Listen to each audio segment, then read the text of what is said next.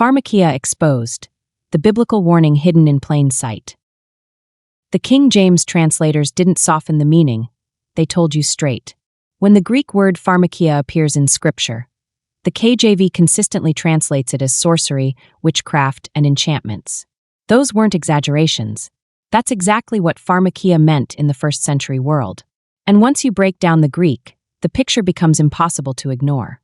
Pharmakeia, Strong's G5331, means the use of drugs, potions, spells, mixtures for occult purposes, poisoning, and drug-induced spiritual practices. That's where we get the modern word pharmacy. And yes, the connection is intentional. The King James Version translates pharmakeia as sorcery in Revelation 9 verse 21 and Revelation 18 verse 23, and witchcraft in Galatians 5 verse 20. Strong's also lists two related Greek words. Pharmakeios, a sorcerer, a drug maker, one who mixes potions or spells. And pharmakos, a magician, an enchanter, a drug practitioner. All three are tied to drugs and spiritual deception. Scripture isn't vague about it. Galatians 5 verse 20 says, idolatry, witchcraft. Revelation 9 verse 21 says, they repented not of their sorceries. Revelation 18 verse 23 says, by thy sorceries were all nations deceived. Pharmakeia equals drugs, deception, and sorcery. And Scripture says this deception will hit all nations in the last days. Now let's talk about the word drug, because this is where it gets real. The word drug didn't come from hospitals, and it didn't come from modern medicine. It came directly from pharmakeia, mixtures, potions, occult recipes, and mind-altering substances. But Big Pharma took that ancient word and rebranded it. They took pharmakeia, sorcery and deception, and wrapped it in white coats, commercials, and the word medicine. At the same time, they still warn children with the phrase, don't do drugs. But what they really mean is, don't use street drugs. What they don't say is that pharmaceutical drugs and street drugs share the same root word and the same ancient meaning. When the system sells it, it's medicine. When someone else sells it, it's drugs. But biblically, both fall under pharmakeia. Pharmakeia was never about healing. It was about control, numbing, deception, and spiritual blindness. That's why Revelation says, by thy pharmakeia were all nations deceived. Not individuals, nations, governments, systems, generations. In the ancient world, drugs weren't used for medicine. They were used to open the spirit. People took mixtures to enter trances, summon spirits, perform enchantments, dull the mind, alter consciousness, and create visions. Every ancient drug ritual was tied to a deity, a demon, or a spirit. There was always a spiritual entity behind the mixture. The early Christians understood this completely. This wasn't medicine, it was pagan drug mysticism. That's why Paul listed pharmakeia as a work of the flesh. Now fast forward to modern times. Strong's definition includes the word poisoning. Not symbolically, literally.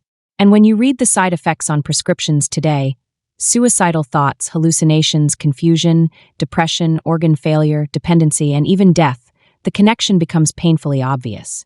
Once a substance alters your mind, your mood, your spirit, or your judgment, you're stepping straight into pharmakeia territory. Today, poisoning is rebranded as side effects, adverse reactions, or contraindications. But the Bible nailed it thousands of years ago. Nothing deceives more easily than a fogged mind and a numbed spirit. Pharmakeia doesn't just weaken the body, it weakens discernment. It numbs conviction. It fogs judgment. It dulls spiritual hunger. It creates dependency. And it opens spiritual doors that should never be opened. A spiritually dulled population is easy to manipulate. Revelation wasn't exaggerating. It was describing a world that would be medicated, confused, anxious, dependent, and too fogged to recognize deception. This brings us straight into the last days warning. Pharmakeia prepares the world for the Antichrist, not by forcing people, but by conditioning them. It trains people to trust the system blindly, to silence their conscience, to depend on man instead of God, to accept whatever they're told as long as it promises safety, stability, and comfort. By the time the Antichrist arrives, the world won't need convincing, it will already be primed to obey. Pharmakeia isn't the Antichrist, but it is the pathway that makes his influence possible. A dulled world is an easy world to deceive.